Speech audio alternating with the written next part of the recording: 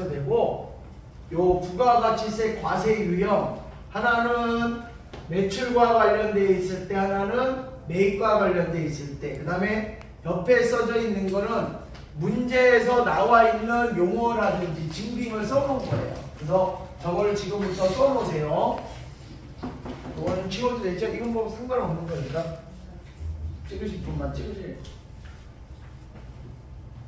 이거 좀 크게 적어 놓으셔야 돼요. 크게. 이게 제일 중요한 거야. 저 번호를 과세 유형 번호를 모르면 매입 매출 전표는 할 수가 없어요. 그리고 매입 매출 전표는 처음에 할 때는 되게 어렵다라고 생각하는데 해보면 일반 전표보다 훨씬 쉽습니다. 나중에.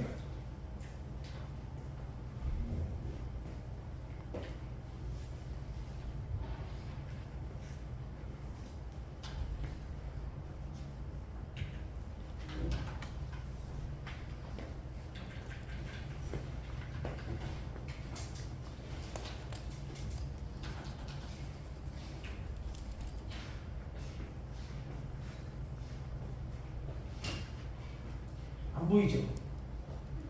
잘 보여요. 어? 이게 켜면 저게 반사가 돼가지고 형광등에 화면을 잘 꺼도 돼요. 꺼도 돼? 네. 형광등에 반사가 돼서 안 보이죠? 네. 저 검변이. 검별, 검별, 아, 검별, 검별.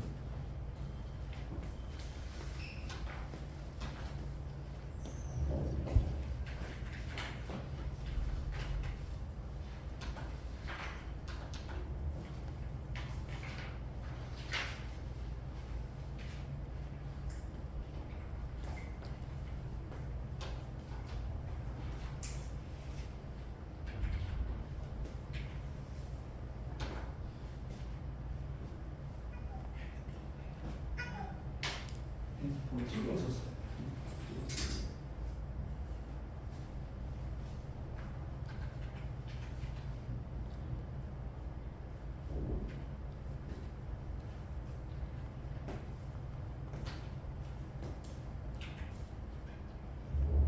너무 어려서 안 보이면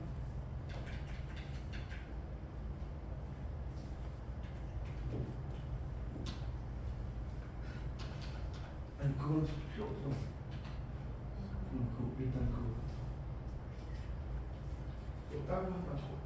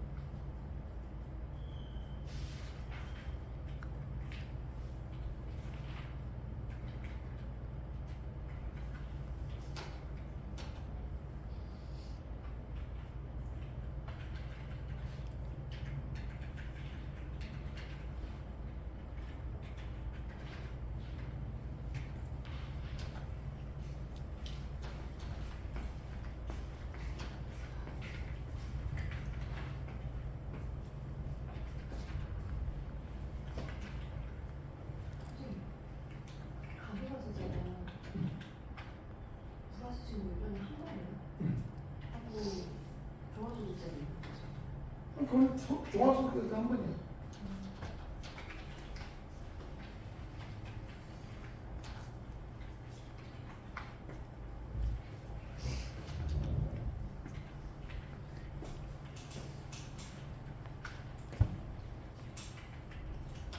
4,800 미만이 계산서만 들어올 수 있는 거죠.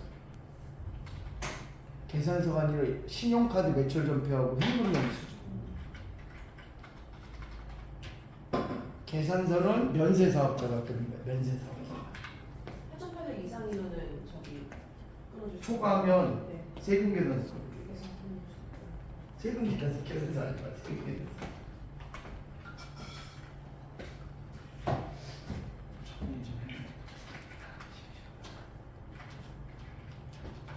오른쪽 거 그냥. 아니 써도 되고 써도 돼. 네. 알아놓으면 나중에 어차피 전 선생님 2급 가면 알게 될 거예요. 1급엔 1급만 아면 돼.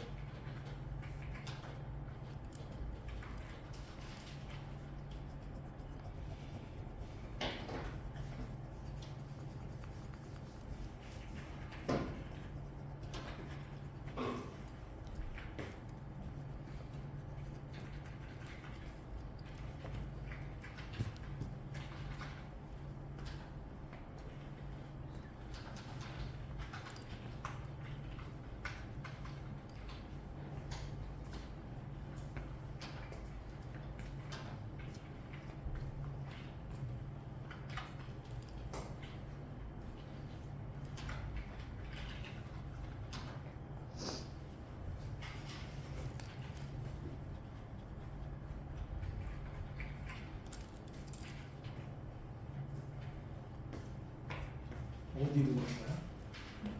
어디로? 다나?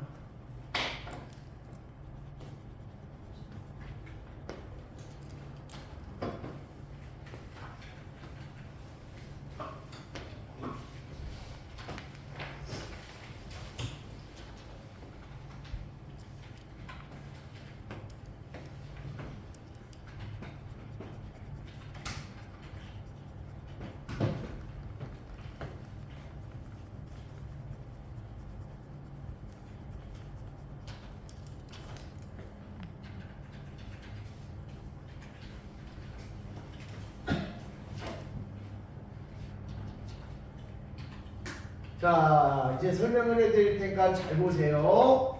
자, 부가가치세 과세 유형을 나눠야 되는데 그 매입이냐 매출이냐가 문제상에 나오면 문제가 안 되는데 애매모호하게 나올 때가 있어요.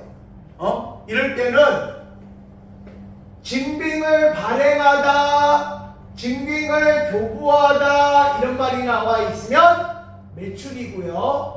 반대로 증빙을 발급받았다 또는 증빙을 수취했다 이런 말이 나오면 매입입니다. 매입. 그래서 매입과 매출을 나눠서 하는데 매입은 보다시피 10번대와 20번대고요. 매입은 50번대가 주고 60번대도 있다는 거. 그래서 처음부터 보시면 과세 사업자들이 물건을 사업할 때마다 뭘 주고받아야 되냐? 부가가치세를 주고받으셔야 돼요. 그러면 부가가치세를 주고받았다라는 증빙으로 뭘 주고받는다? 세금계산서. 그래서 매출을 하면서 세금계산서를 발행한다면 그 사람은 11과세요. 매입하면서 세금계산서를 수취하면 그 사람은 51과세입니다. 그러니까 매출하는 사람은 세금계산서를 발행해줬다 그러면 11과세, 매입을 하면서 세금계산서를 받았다 그러면 51과세입니다. 부가가치세 10%를 주고받았다라는 증빙이에요. 되셨어요? 자, 그 다음에 우리나라는 자원 빈약국이다 보니까 수출을 많이 해서 외화를 벌어와야 되죠. 근데 수출하는 재화에 대해서는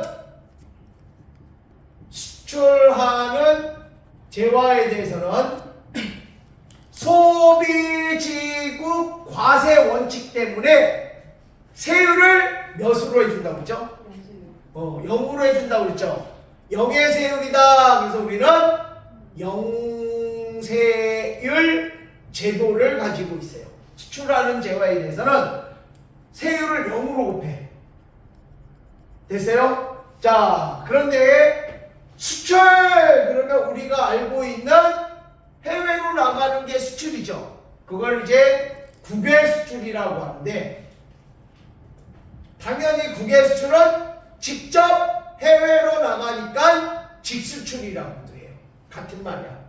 국외 수출이 직수출이야. 근데 국내 기업끼리 국내에서 이루어지는 국내 수출도 있어요. 국내 수출. 요거는 간접 수출이라고 돼요. 간접 수출.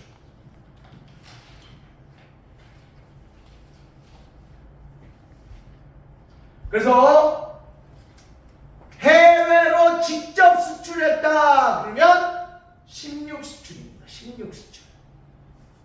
이해가시겠어요? 해외로 나가는 직수출은 몇 번 수출이다? 저것도 영세율입니다. 그런데 국내 수출, 즉 간접 수출이 뭐냐? 요 12영세, 52영세인데 요거를 좀 설명을 해드린다면, 자, 국내 수출에 대해서 설명을 해드리는 거예요.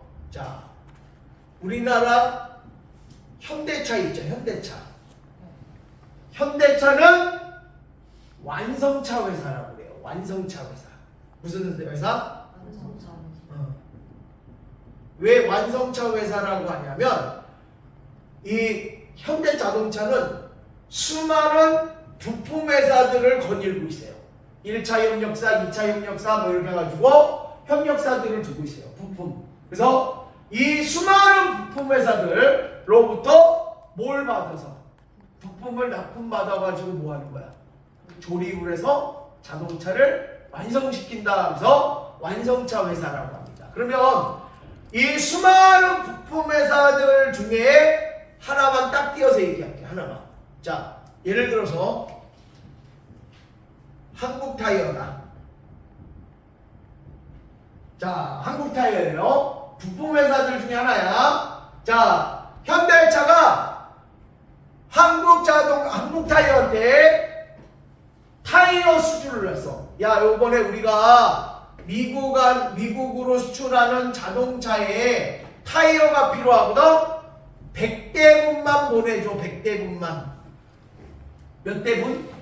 100대분을 보내달래. 그러면 한국타이어는 열심히 타이어를 만들어서 누구한테 납품해야 돼? 몇 개, 몇 장을 보내야 돼? 몇 장? 400개를 보내는데 400개.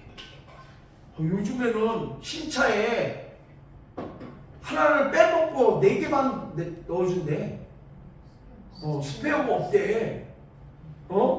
아주 자동차 값은 올라가는데 왜 빼먹어? 그 웃긴 것들이 이렇게 얘기해요. 그 연비 향상을 위해서 옛날에는 진짜 타이어 똑같은 걸 줘주구나. 그러다가 진짜 임시로 쓸 수 있는 작은 타이어를 넣다가 이제는 아예 안 준대. 그래서 400개를 보내요. 그러면 한국타이어가 지금 뭐 한 거야? 매출을 한 거죠. 자, 타이어 400장에 4천만 원이래. 4천만 원. 예를 들어서 그러면 자, 한국타이어는 현대차한테 물건을 팔았죠. 그러면 매출대금만 받은 건 안 되고 매출대금의 몇 퍼센트? 무슨 세액도 받아야 돼? 매출세액. 얼마예요? 10%면 400 받아야 돼. 자, 현대차는 타이어를 매입했죠. 매입대금 얼마 주고? 4천만 원 주고 매입대금의 10%인 매입세액도 줘야 돼요. 얼마를? 400. 됐어요? 자, 그 다음에 이 타이어를 완성하는 자동차에다가 타이어를 장착해가지고 미국으로 수출했대요. 자, 매출 대금이 얼마냐? 매출 대금이 예를 들어서 8억이라고 합시다. 8억. 매출 대금이 얼마라고요? 8억. 그러면 매출세액은 얼마예요? 8천. 0이지? 왜? 어디로 나간다고 했어? 이 자동차가. 아, 해외로. 미국으로 간다고 그랬으니까 해외잖아. 해외로 나가니까 무슨 세율을 적용해줘야 돼? 자, 그러면 어떤 일이 생기냐면, 자, 부가세 신고할 때 우리가 전 단계 무슨 공제법이라고 했죠? 전 단계 세액 공제법이라고 했어. 전 단계 거래 공제법이 아니라 전 단계 세액 공제법이라고 했어요. 전 단계 세액 공제법은 무슨 세액에서?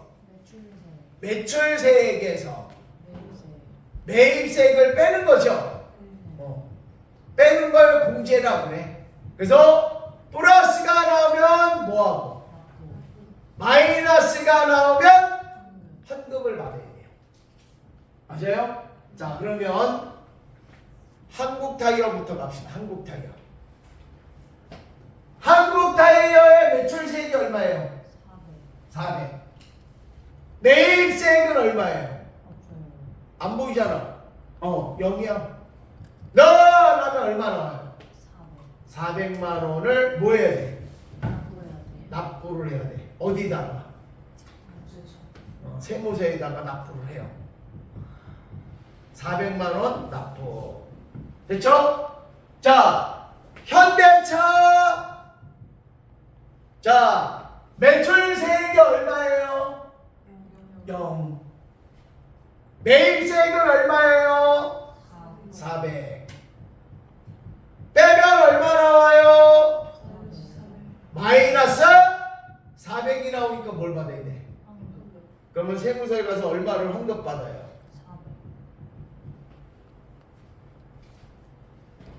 소득 없는 일을 했어 서로가. 자, 맨 처음에 400을 현대차가 누구한테 줘요? 그렇죠? 매출세액으로, 매입세액으로. 그러면 한국타이어는 이걸 어디다가 납부해? 근데 현대차가 나 400 준 거 있으니까 내놔. 그럼 돌아오잖아. 한 바퀴 돌았잖아. 누구도 이익을 봐야 안 봐요?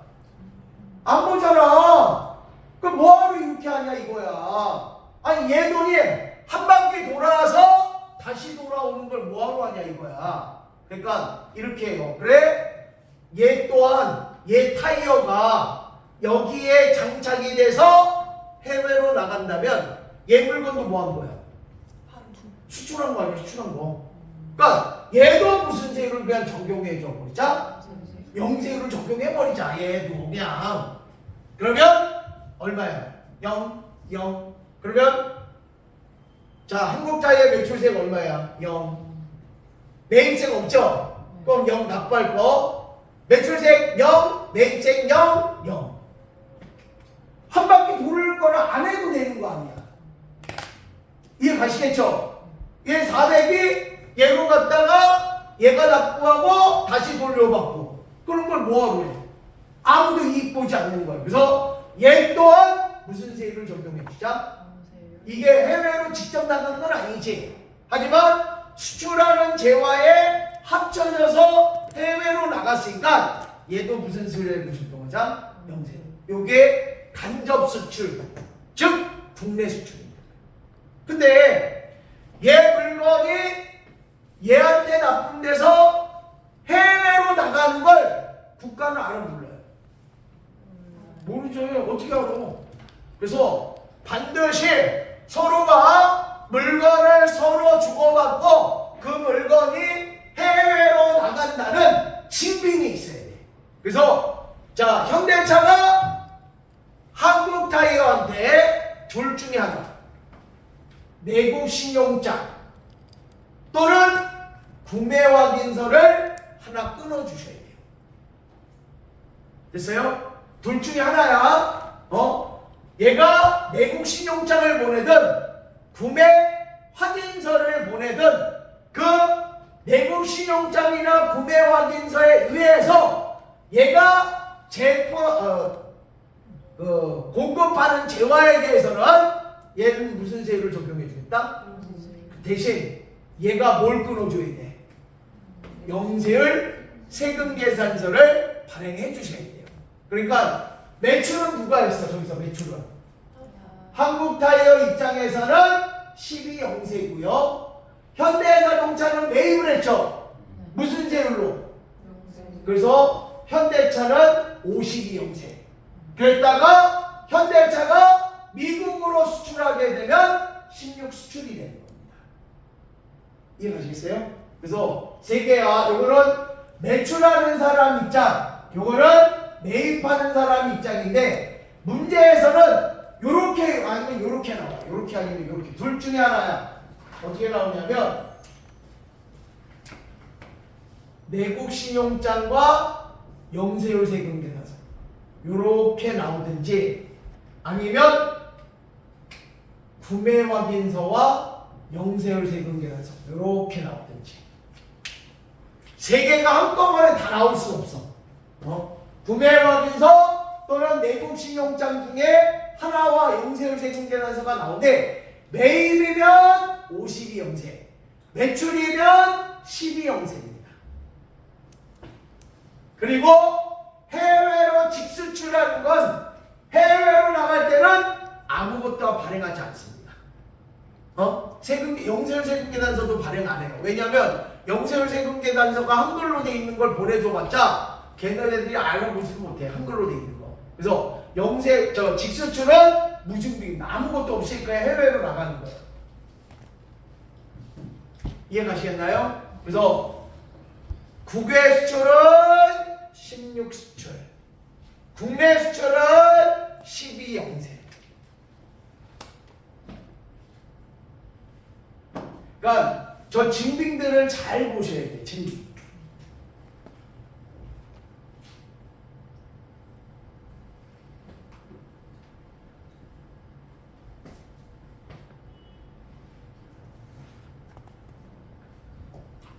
정리하세요. 이거 정리.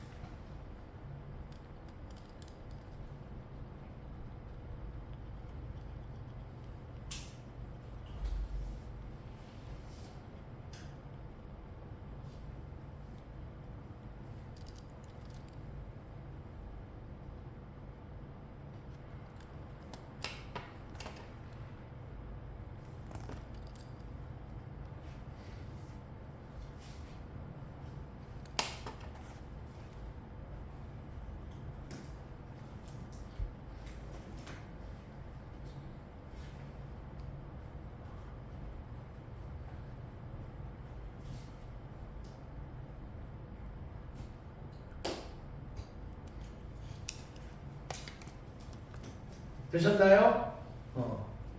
자, 그 다음에 이번에는 면세를 하는데, 자, 지금 수출하는 재화에 대해서는 무슨 세율 제도를 선택했었죠? 영세율 제도죠. 저 영세율 제도를 하는 이유가 뭘까요? 취지. 영세율 제도를 둔 취지가 이거예요. 하나가 수출 산업을 육성하는 거야. 수출 산업 육성. 키우는 거야. 키우는 거. 육성이라는 건 키우는 거고요. 그 다음에 두 번째가 이중과세 방제. 이중과세 방제. 우리나라에서도 과세하고 수출하는 나라에서도 세금을 또 매기면 이중과세가 되기 때문에 그걸 해결하기 위해서 수출하는 나라에서는 영세율을 두는 거예요. 근데 실질적인 이유는 소비지국 과세 원칙 때문에 그렇습니다. 소비지국 과세 원칙. 근데 이건 알고 계셔야 돼요. 우리 이론에서 상당히 많이 나옵니다. 면세와 영세율 제도를 서로 바꿔서 얘기를 많이 해요. 자, 여기는 지울게요. 이거는. 자, 여기 지우고. 지금부터 얘기하는 건 면세입니다. 면세. 면세가 뭘까요? 세금이 면제된 거를 면세라고 그래요. 그러면 면세를 둔 취지는 또 뭐냐? 면세를 둔 취지는 조세의 역진성 완화입니다. 완화.